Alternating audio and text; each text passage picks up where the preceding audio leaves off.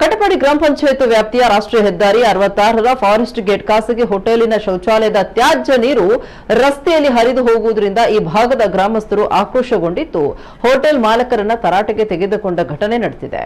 ಕಳೆದ ಹಲವು ಸಮಯಗಳಿಂದ ಕೇರಳ ಭಾಗದಿಂದ ಪ್ರವಾಸಿಗರ ಬಸ್ ಬಂದು ಹೋಟೆಲ್ ಬಳಿ ನಿಲುಗಡೆ ಆಗ್ತಾ ಇದೆ.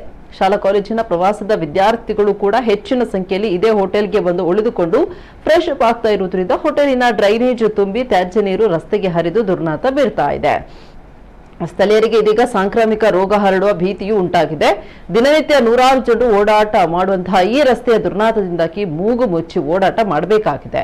ಸಾರ್ವಜನಿಕರ ದೂರಿನ ಹಿನ್ನೆಲೆಯಲ್ಲಿ ಸ್ಥಳಕ್ಕಾಗಮಿಸಿದ ಕಟಪಾಡಿ ಗ್ರಾಮ ಪಂಚಾಯತ್ ಅಧ್ಯಕ್ಷರು ಮತ್ತು ಅಭಿವೃದ್ಧಿ ಅಧಿಕಾರಿಗಳು ಹೋಟೆಲ್ ಮಾಲಕರನ್ನ ಸಮಸ್ಯೆ ಸರಿಪಡಿಸುವಂತೆ ತರಾಟೆಗೆ ತೆಗೆದುಕೊಂಡಿದ್ದಾರೆ. ಮುಂದಿನ 2 ದಿನದ ಒಳಗೆ ಸಮಸ್ಯೆಯನ್ನು ಬಗೆಹರಿಸುವುದಾಗಿ ಮಾಲಕರು ಭರವಸೆ ನೀಡಿದ್ದಾರೆ.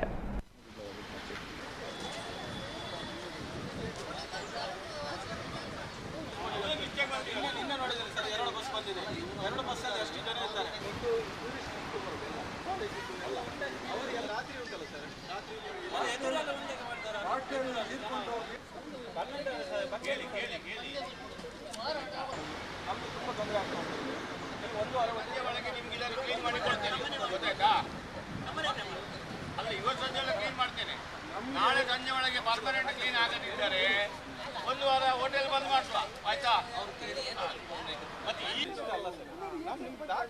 ಎಲ್ಲ ದಾಖಲೆ ಪ್ರೆಷರಲ್ಲಿ